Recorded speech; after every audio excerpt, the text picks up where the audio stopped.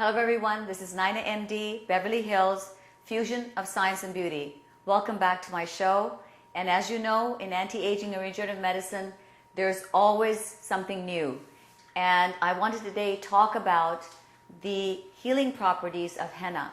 As we know, in India, henna started, and I have a fabulous guest, Nadia Ali, who's going to talk to us about the whole history. But what we know of henna is tattooing, right? Right. So, Nadia, welcome to my show. Thank you. And you are one of the most fabulous henna artists that there is. She has, I think, at least 50, 60 people working for her because her business is just booming. Simply not because only of her technique, but she also has truly a passion for this. And I just wanted you to just kind of explain to the audience, like, what is henna? And it's, you know, people just think of it as like weird, whatever thing. Yeah. But if you could just go into the history of it, it actually has healing properties, right? It does. So if you could just talk a little bit about henna and what it does and what it's good for, then we'll get into all the fun stuff. Okay. So henna is actually a plant. It's very natural. It grows on like a 10-foot bush. Mm-hmm. You take the leaves, grind them up, mix it with water, and it allows you to stain almost anything. Fabric, leather, and your skin. Wow. And even hair, I heard, hair, right? Yeah. Okay. So what it was primarily used for in the ancient times was to dye hair. In the colonial times, that's where it basically became popular to, color and cover grays. Mm-hmm. People in Africa, even till this day, they use it as a cooling mechanism because when you I don't know if you've ever noticed, when you have henna applied on you, you get really cold. Yeah, so it's used as a cooling mechanism for a lot of people in Africa that still use it like that today. And it actually does have a lot of healing properties. It does help with anyone who bruises really easily. And if you ever do have a bruise, applying a very thin layer of it helps reduce that bruise from spreading or getting really purpley. Sort of or like anything instead like of that. arnica, it has that same property. Yeah. Yeah. And it's so natural. There's no chemicals. No. It's just from a leaf. I mean, this is amazing. Leaf and water. Leaf and water. Obviously, to do henna for weddings and designs and things like that, Tell me how the popularity grew. I mean, so it was used in India, right, for the weddings? When it was used as a cooling mechanism, people used to just put it on their hands and their feet. And the theory is that someone one day decided instead of doing these big blobs on their hands, they would do flowers or designs. And I'm sure it was some girl or, someone who kind of wanted to do that. I don't think there's a very definite answer where it went from a big blob to intricate designs like we do today. But I feel like that is very true to, the theory that, yes, someone probably decided to do something beautiful, right? Yeah. And I think that's how all art starts. And it's an art now, and it takes hours, right? Literally can take hours to do. Depending on the artist's speed and technique and experience, it can be something that takes anywhere between an hour to 8 hours. I just recently got married. My henna took almost 8 to 10 hours to complete. Oh my gosh. Yeah. Amazing. Did you apply it all over your body, or was it just on your arms and your legs pretty much? So I did it on my hands up until here for both sides of my hands. But on my feet, I actually took it a lot longer and kind of went above my calf. Only because in my culture, on my dad's side of the family and my mom's side of the family, there's this saying that unmarried girls don't get henna on their feet until their wedding. So that was a really exciting moment for me when I'm sitting there and I got to get henna on my feet. And I think it's like that for a lot of girls. And I think in the wedding industry, that is the moment when my brides are sitting there getting their henna applied. That's the moment where it hits them. I'm a bride. And that's the biggest symbol. I mean, I'm sure you can relate to this. Having the henna on your arms and feet, that's that moment when you realize I'm a bride. And it's great to be a part of that moment with all my girls. That's really cool. What is also now spread to just everyone wants it, right? So now, if you're especially among even if you're not getting married, everyone wants to have the henna. Yeah.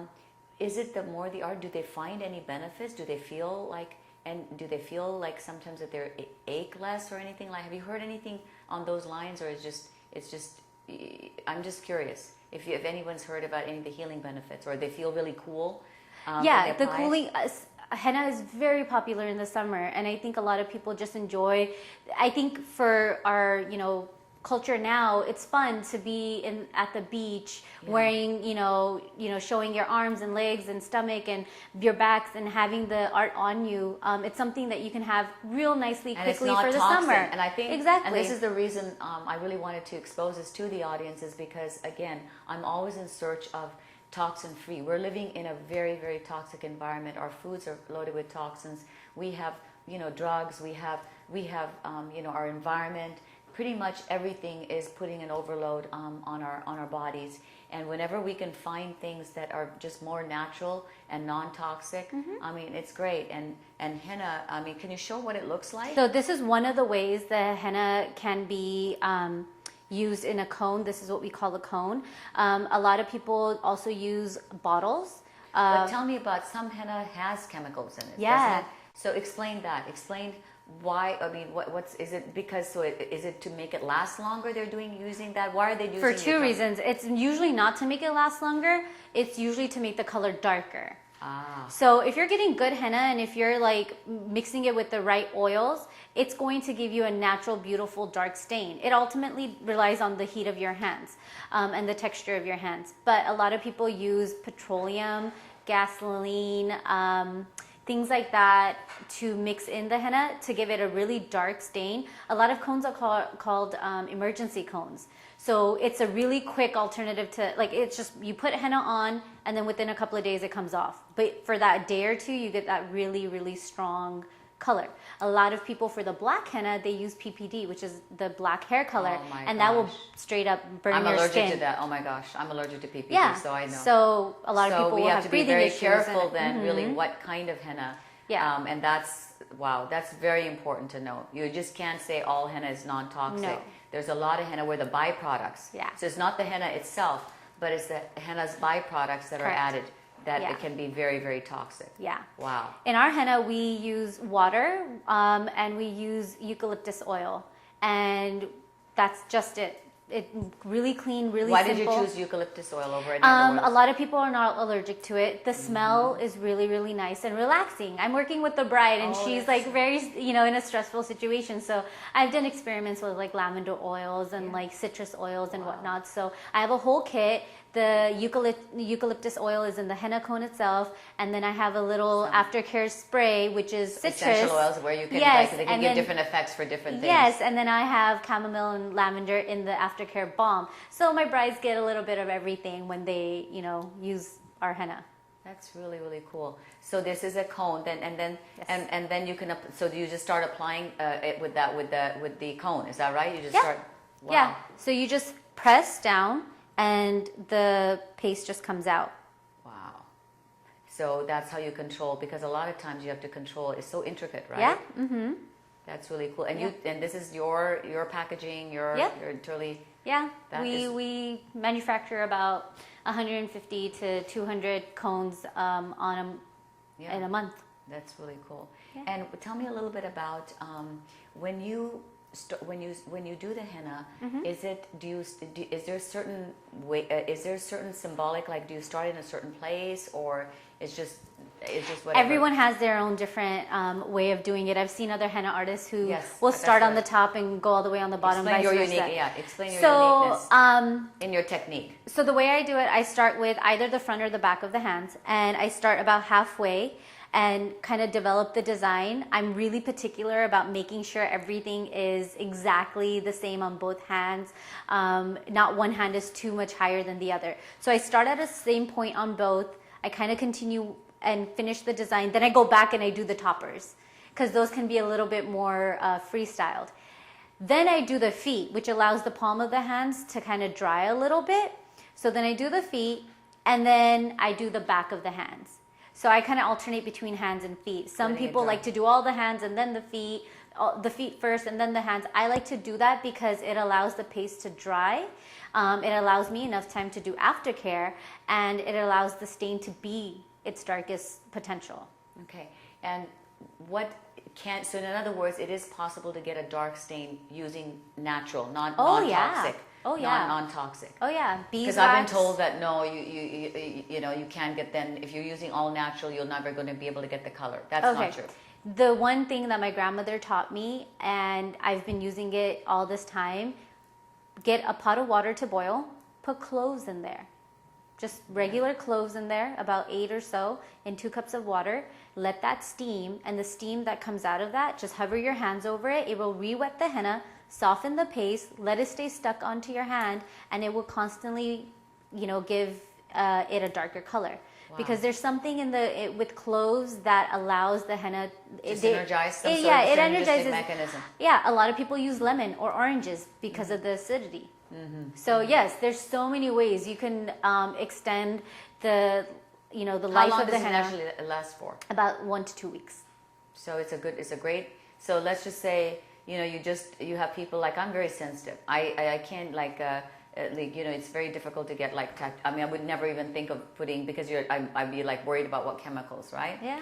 And I do so much work on environmental toxins anyway, so it probably wouldn't even be the right thing for me. But something like this, you can actually do, and it's like 2 weeks, you can get a pretty good result, right? For about 2 weeks. Okay.